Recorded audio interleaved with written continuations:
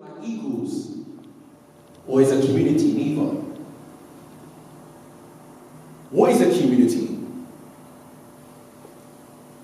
To me, a community is a group of people living together truthfully, no mutiny, smooth like fluency, but crucially, it is a place where we can share with each other different kinds of opportunities. Because maybe then we can put an end to hearing another young brother's eulogy. And why do I think that? Because even the word community contains the word unity. It's not, oh, what are you going to do for me? It's what can I do for you? You might not have a plan, but I understand, but still, let me show you some moves that you can do. But that's not all, folks. This ain't the Looney Tunes.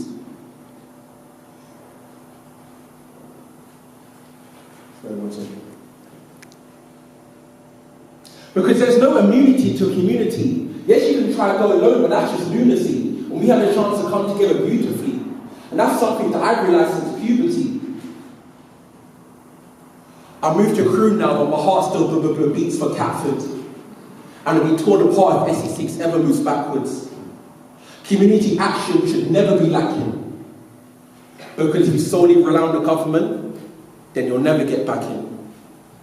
Community action is not top down, it starts from the ground up. And if we don't start to move Taylor Swift, then there'll always be bad blood. Thank you.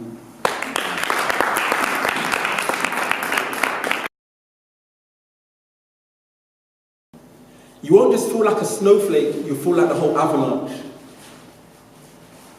And what is this I'm talking about? I'm talking about the concept of giving. Now, this next piece I wrote was when I was actually in Brooklyn, New York last summer in about maybe July 2015. And the reason why I wrote this piece is because personally in my business at the time, I felt very frustrated. I felt very down, to be honest with you. I felt very low because I felt like I was doing a lot, but I felt like I wasn't getting much back. And so I wrote this next piece to try to inspire people to do more giving. Because myself personally, in my day-to-day life now, I like to give in at least 3 different ways.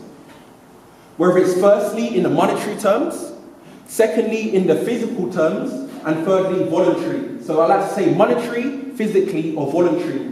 And just to briefly explain how I give in them 3 ways.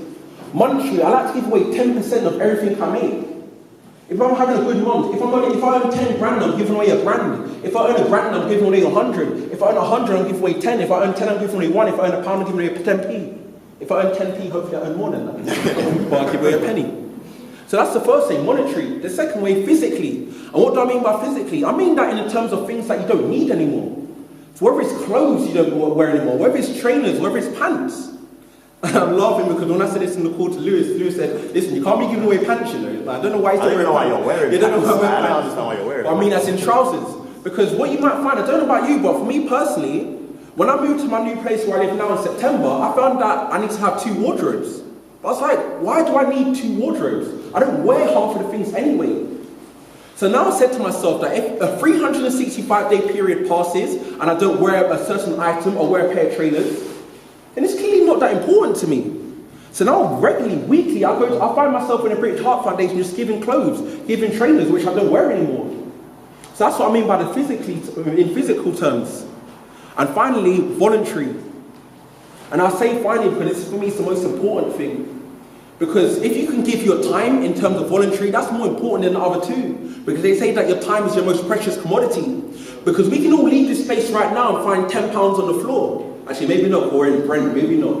But we can leave this space right now and find £10 on the floor, but we're not going to leave here and find 10 minutes.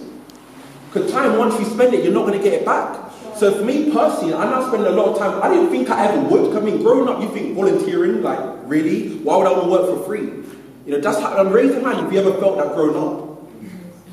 So for me personally, I'm passionate about young offenders. So now I'm a panel member for my local council on the Young Offenders Board. As Louis said, growing up, I was a bit rebellious and I went through the experience myself. So I'm a panel member and I'm also doing mentoring for young offenders. So that's what kind of inspired my next piece and hopefully it will inspire you too.